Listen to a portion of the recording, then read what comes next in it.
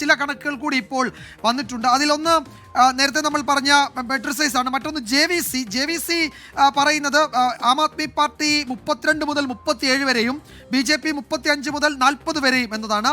People's insight പറയുന്നത് BJP 40 മുതൽ 44 വരെ, ആം ആദ്മി പാർട്ടി 25 മുതൽ 29 വരെ, അവിടെ കോൺഗ്രസിന് ഒരു സീറ്റ് പറയുന്നുണ്ട്.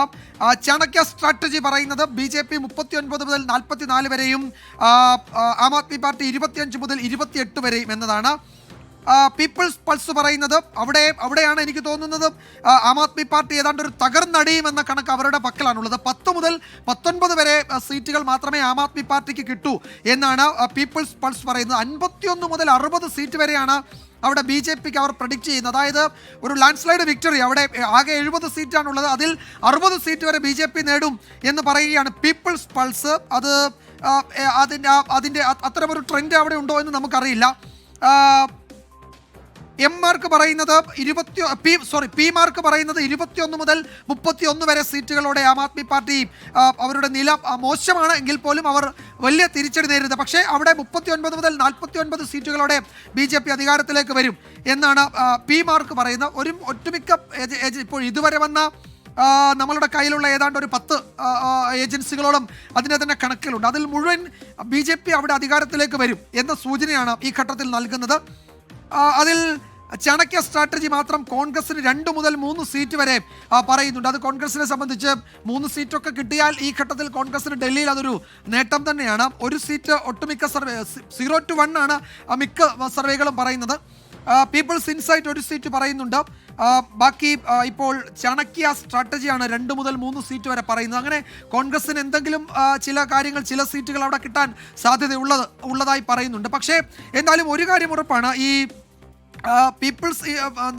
പീപ്പിൾസ് പൾസ് പോലെയുള്ള ചില ഏജൻസികളുടെ കണക്കിലാണ് BJP 60 സീറ്റ് 51 മുതൽ 60 സീറ്റുകൾ വരെ നേടുമെന്ന് പറയുന്നത്. അപ്പോൾ അവിടെ ഏതെങ്കിലും തരത്തിലൊരു ട്രെൻഡ് BJPക്ക് അനുകൂലമായി ഉണ്ടായിരുന്നു എന്ന് നമുക്കറിയില്ല. എന്തായാലും ഒരു കാര്യം ഉറപ്പാണ്, അവിടെ BJPക്ക് അനുകൂലമാണ് എന്നതാണ് ഇതുവരെ വന്ന എക്സിറ്റ് പോളുകൾ ആകെ വ്യക്തമാക്കുന്നത്. പക്ഷേ തെരഞ്ഞെടുപ്പ് ദിവസത്തെ കൗതുകം എന്നതിനപ്പുറത്തേക്ക് ഇതിന് മറ്റു രാഷ്ട്രീയ പ്രാധാന്യമില്ല എന്നത് നമ്മൾ ഇടയ്ക്കിടയ്ക്ക് പറയുന്നുണ്ട്. അത് കാരണം മറ്റൊന്നുമല്ല, എക്സിറ്റ് പോളുകൾ അമ്പെ പരാജയപ്പെട്ട ഒരു തെരഞ്ഞെടുപ്പ് ചരിത്രം നമ്മളുടെ മുന്നിൽ കഴിഞ്ഞ ഒരു വർഷത്തിനിടെ പരിശോധിച്ചാലുണ്ട്. അത് മധ്യപ്രദേശ്, രാജസ്ഥാൻ, ഛത്തീസ്ഗഡ്, പിന്നീട് നടന്ന ലോക്സഭാ തെരഞ്ഞെടുപ്പിന് ശേഷം നടന്ന ഹരിയാന, പിന്നീട് നടന്ന മഹാരാഷ്ട്ര, അങ്ങനെ തെരഞ്ഞെടുപ്പുകൾ ഒരു റാലി നോക്കിയാൽ അവിടെയൊക്കെ എക്സിറ്റ് പോളുകൾ ഒരു ഫലസൂചനകൾ പോലും നൽകിയില്ല പലയിടത്തും എന്ന് നമുക്കറിയാം. ഇപ്പോൾ വന്ന കണക്കിൽ എന്തെങ്കിലും വസ്തുതകളുണ്ടോ എന്നത് ശനിയാഴ്ച കൗണ്ടിങ്ങിൻ്റെ മണിക്കൂറുകൾ പിന്നിടുമ്പോൾ മാത്രമേ പറയാൻ കഴിയൂ. ഒരു കാര്യം ഉറപ്പാണ്, ഈ എക്സിറ്റ് പോൾ ഫലസൂചനകൾ അവിടെ BJPക്ക് അനുകൂലമാണ്. ആം ആദ്മി പാർട്ടി ഭരണത്തിൽ നിന്ന് അല്ലെങ്കിൽ അധികാരത്തിൽ നിന്ന് ആം ആദ്മി പാർട്ടി അവിടെ അവരെ തൂത്തെറിയുന്നു ഡൽഹിയിലെ ജനങ്ങൾ എന്നതാണ് ഒട്ടുമിക്ക എക്സിറ്റ് പോളുകളും പറയുന്നത്. അതിൽ ചില എക്സിറ്റ് പോളുകൾ അവിടെ കെജ്രിവാളിന് കനത്ത തിരിച്ചടി ഉണ്ടാകും എന്ന് പറയുന്നു. BJP 60 സീറ്റോളം നേടുമെന്ന് പറയുന്നു. അതല്ല, ഇഞ്ചോടിഞ്ച് പോരാട്ടമാണ് നടക്കുന്നത്, അതിൽ നേരിയ മുൻതൂക്കമാണ് BJPക്ക് ഉള്ളത് എന്ന് ചില എക്സിറ്റ് പോളുകൾ പറയുന്നു. അങ്ങനെ വ്യത്യസ്ത കണക്കുകൾ നൽകുമ്പോഴും സൂചനകൾ BJPക്ക് അനുകൂലമാണ് എന്നതാണ് ഈ മണിക്കൂറുകളിൽ വരുന്ന ഏറ്റവും പ്രധാനപ്പെട്ട വിവരം. അതിനോടുള്ള രാഷ്ട്രീയ പാർട്ടികളുടെ പ്രതികരണങ്ങളൊക്കെ വരാനിരിക്കുന്നുണ്ട്. വിനീത VG കൂടി ഡൽഹിയിലുണ്ട്. വിനീത, ഈ എക്സിറ്റ് പോൾ ഫലസൂചനകൾ പുറത്തു വരുമ്പോൾ എന്താണ് ഡൽഹിയിലെ രാഷ്ട്രീയ കേന്ദ്രങ്ങളുടെ പ്രതികരണം? ഇപ്പോൾ ഈ ചർച്ചകളിൽ, എക്സിറ്റ് പോൾ ചർച്ചകളിൽ പങ്കെടുക്കേണ്ടതില്ല എന്ന് കോൺഗ്രസിൻ്റെ ഹൈക്കമാൻഡ് അവരുടെ കോൺഗ്രസിൻ്റെ AICC മാധ്യമ വക്താക്കളോട് പറഞ്ഞിട്ടുണ്ട്. അവരത് ബഹിഷ്കരിക്കുകയാണ്. ഓൾമോസ്റ്റ് അങ്ങനെയാണ് അവരുടെ പ്രതികരണങ്ങൾ വ്യക്തമാക്കുന്നത്. ആം ആദ്മി പാർട്ടിയുടെയും BJPയുടെയും വക്താക്കളുടെ അല്ലെങ്കിൽ വാർ റൂം സ്പെഷ്യലിസ്റ്റുകളുടെ പ്രതികരണങ്ങൾ വന്നിട്ടുണ്ടോ എക്സിറ്റ് പോൾ ഫലസൂചനകൾ വന്നതിന് ശേഷം?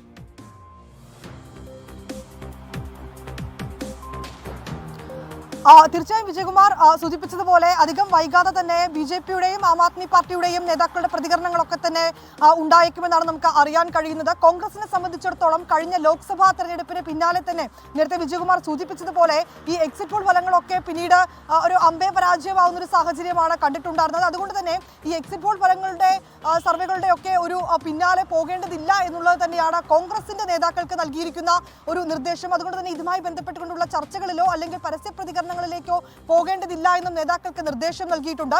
അതൊരു പക്ഷേ ഈ ലോക്സഭാ തെരഞ്ഞെടുപ്പിന് പിന്നാലെ ഹരിയാന, മഹാരാഷ്ട്ര ഉൾപ്പെടെയുള്ള സംസ്ഥാനങ്ങളിൽ നടന്ന ഈ നിയമസഭാ തെരഞ്ഞെടുപ്പുകളുടെ കൂടി പശ്ചാത്തലത്തിലാണ് ഈ ഇത്തവണയും ഇങ്ങനെയൊരു തീരുമാനത്തിലേക്ക് എത്തിയിരിക്കുന്നത്. അതിൽ കോൺഗ്രസിൻ്റെതായിട്ടുള്ള ചില ആരോപണങ്ങളും അവർ പറയുന്നുണ്ട്. കാരണം ഈ എക്സിറ്റ് പോൾ ഫലങ്ങൾ പൂർണ്ണമായും വിശ്വസിക്കാൻ കഴിയില്ല, ഇത് നേരത്തെ ഫിക്സ് ചെയ്ത് വച്ചിരിക്കുന്നതാണെന്ന ചില ആരോപണങ്ങളാണ് കോൺഗ്രസിന്റെ നേതാക്കളടക്കം മുന്നോട്ട് വയ്ക്കുന്നത്. ഒപ്പം ആം ആദ്മിയുടെയും BJP-യുടെ നേതാക്കളുടെ പ്രതികരണം അധികം വൈകാതെ തന്നെ ഉണ്ടാകും. നമ്മൾ ഈ തെരഞ്ഞെടുപ്പിന്റെ ഏറ്റവും അവസാന ഘട്ടത്തിലും നേതാക്കളുടെ ഒരു പ്രതികരണം തേടിയ ഘട്ടത്തിൽ വലിയ ആത്മവിശ്വാസത്തിൽ തന്നെയായിരുന്നു BJP-യും ആം ആദ്മിയും ഉണ്ടായിരുന്നത്. ഇപ്പോൾ നമുക്ക് ലഭ്യമായിരിക്കുന്ന ഈ എക്സിറ്റ് പോൾ ഫലങ്ങൾ മുൻനിർത്തി നോക്കുമ്പോൾ ഏറ്റവും വലിയൊരു ഭൂരിപക്ഷം എക്സിറ്റ് പോളുകളും ലഭിച്ചിരിക്കുന്നത് BJP-ക്ക് അനുകൂലമാകും എന്നുള്ളത് തന്നെയാണ്. അതിൽ BJP 40 സീറ്റുകൾ വരെ നേടുമെന്നാണ് നേരത്തെ വിജയകുമാർ സൂചിപ്പിച്ചതുപോലെ മാട്രിക്സ് അഭിപ്രായ സർവേ പറയുന്നത്. 43 സീറ്റ് വരെ BJP നേടുമെന്ന് ടൈംസ് നൗവിന്റെ സർവേ ഫലം പറയുന്നുണ്ട്.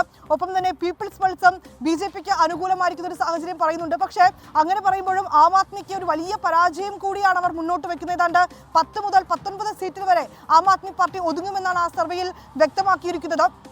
അങ്ങനെയെങ്കിൽ ഒരു 28 വർഷത്തിന് ശേഷം രാജ്യ തലസ്ഥാനത്ത് BJP-യുടെ അധികാരം ഉണ്ടാകുമെന്ന തരത്തിൽ തന്നെയാണ് ഈ പുറത്തു വന്നിരിക്കുന്ന എക്സിറ്റ് പോൾ ഫലങ്ങളിൽ അധികവും പറയുന്നത്. കോൺഗ്രസിനെ സംബന്ധിച്ചിടത്തോളം കഴിഞ്ഞ 2 തെരഞ്ഞെടുപ്പുകളിലും ഒരു സീറ്റ് പോലും ലഭിക്കാതെ പോയ ഒരു സാഹചര്യമാണ് കോൺഗ്രസിനുണ്ടായിരുന്നത്. അങ്ങനെയെങ്കിൽ ഈ എക്സിറ്റ് പോൾ ഫലങ്ങൾ പ്രകാരം ഏതാണ്ട് 0 മുതൽ 1 വരെ കോൺഗ്രസിന് സീറ്റ് ലഭിക്കുമെന്ന് പറയുന്നു. അത് കോൺഗ്രസിനെ സംബന്ധിച്ചിടത്തോളം ഒരു വലിയ ആശ്വാസമെന്ന് നമുക്ക് പറയാൻ കഴിയില്ല എങ്കിൽ പോലും ആശ്വാസകരമാണ്. കാരണം കഴിഞ്ഞ 2 തെരഞ്ഞെടുപ്പുകളിലും ഒരു സീറ്റ് പോലും ലഭിക്കാതെ പോയ പാർട്ടിക്ക് ഇത്തവണ ഒരു സീറ്റ് ലഭിക്കുന്നു എന്ന് പറയുന്നത് അത് ആശ്വാസകരം തന്നെയാണ്. ഈ പ്രചരണ വേളകളിലേക്കടക്കം BJP-യെ സംബന്ധിച്ചിടത്തോളം വലിയൊരു പ്രതിരോധം തന്നെയാണ് ആം ആദ്മി പാർട്ടിക്ക് തീർത്തിട്ടുണ്ടായിരുന്നത്. ഏതാണ്ട് 22 റാലികളാണ് പ്രമുഖ നേതാക്കളെ, പ്രധാനമന്ത്രി നരേന്ദ്രമോദി അടക്കം പങ്കെടുക്കുന്ന, JP നദ്ദ അടക്കം പങ്കെടുക്കുന്ന മഹാറാലികളടക്കം, റോഡ് ഷോകളടക്കമാണ് ഡൽഹി നഗരത്തിൽ BJP കാഴ്ചവെച്ചിട്ടുണ്ടായിരുന്നത്. പൊതുവെ ഈ തെരഞ്ഞെടുപ്പ് കാലത്തൊക്കെ നമ്മൾ കണ്ടിരുന്ന ചില പ്രചരണങ്ങൾ, ചില ഈ തെരഞ്ഞെടുപ്പുമായി ബന്ധപ്പെട്ടുകൊണ്ടുള്ള ആരോപണങ്ങളൊക്കെയാണ് ഉണ്ടാവുക. പക്ഷേ ഇത്തവണ അത്തരം ആരോപണങ്ങളിലേക്കോ അല്ലെങ്കിൽ ഈ കെജ്രിവാളിന്റെ മദ്യനയ അഴിമതിയൊക്കെ നേരത്തെ തന്നെ BJP മുന്നോട്ട് വെച്ചിട്ടുണ്ടായിരുന്നതാണെങ്കിലും അതൊന്നും തന്നെ ഈ തെരഞ്ഞെടുപ്പിൽ വലിയ രീതിയിൽ പ്രചരണ രംഗത്ത് ആയുധമാക്കാൻ BJP നിന്നില്ല എന്നുള്ളത് തന്നെയാണ്. പക്ഷെ അതിന് പകരമായി BJP മുന്നോട്ട് വെച്ചത് ഈ ഡൽഹിയിലെ ജനങ്ങൾ നേരിടുന്ന പ്രശ്നങ്ങൾ, ഡൽഹിയിലെ മലിനീകരണം, യമുന നദിയിലെ വിഷാംശം കലർന്ന എന്ന തരത്തിലുള്ള കെജ്രിവാളിന്റെ ആരോപണം, ഒപ്പം തന്നെ ഈ കെജ്രിവാളിന്റെ സൗജന്യ പദ്ധതികൾ, ഈ ഡൽഹിയിലെ ചേരികളിൽ ജനങ്ങൾ നേരിടുന്ന ബുദ്ധിമുട്ടുകൾ, ഇങ്ങനെയുള്ള ജനങ്ങളെ മായി ബന്ധപ്പെട്ടുകൊണ്ടുള്ള വിഷയങ്ങൾ, ഈ അതിൽ കെജ്രിവാളിന്റെ ആഡംബര ബംഗ്ലാവ് മോടി പിടിപ്പിക്കലടക്കമുള്ള പരാമർശങ്ങളാണ് BJP നേതാക്കൾ മുന്നോട്ട് വെച്ചിട്ടുണ്ടായിരുന്നത്. കോൺഗ്രസിനെ സംബന്ധിച്ചിടത്തോളം കോൺഗ്രസും ആദ്യഘട്ടത്തിലൊക്കെ വലിയ ശക്തിയേറിയ പ്രചരണം കാഴ്ചവെച്ചിട്ടുണ്ടായിരുന്നുവെങ്കിലും ഒരു സാഹചര്യത്തിലേക്ക് എത്തിയപ്പോൾ കോൺഗ്രസ് ചിത്രത്തിലേ ഇല്ലാതെ പോയൊരു സാഹചര്യമാണ് നമുക്ക് ഡൽഹിയിലെ ഈ പ്രചരണ വിവിധ മേഖലകളിൽ, വിവിധ മണ്ഡലങ്ങളിലൊക്കെ നമ്മൾ നേരിട്ട് ഈ പ്രചരണത്തിലൊക്കെ പങ്കെടുക്കുമ്പോൾ നമുക്ക് കാണാൻ കഴിഞ്ഞിട്ടുണ്ടായിരുന്നത്. പക്ഷേ ഏറ്റവും ഒടുവിൽ പ്രിയങ്ക ഗാന്ധിയെയും രാഹുൽ ഗാന്ധിയെ മുൻനിർത്തി കോൺഗ്രസും ശക്തമായി റോഡ് ഷോകളടക്കം നടത്തി മുന്നോട്ട് വന്നൊരു സാഹചര്യം ഉണ്ടായിരുന്നു. ഈ കോൺഗ്രസും ആം ആദ്മിയും ഒന്നിച്ച് മത്സരിക്കുന്ന ഒരു ഘട്ടം, അതായത് ഇന്ത്യ മുന്നണിയിൽ നിൽക്കുമ്പോഴും ഇരുവരും പല മണ്ഡലങ്ങളിലേക്കും മത്സരിക്കുമ്പോൾ അത് BJP-ക്ക് അനുകൂലമാകുന്ന ഒരു സാഹചര്യവും ചില മണ്ഡലങ്ങളിൽ നമുക്ക് കാണാൻ കഴിഞ്ഞിട്ടുണ്ടായിരുന്നു. ഇപ്പോൾ ഈ പുറത്തു വന്നിരിക്കുന്ന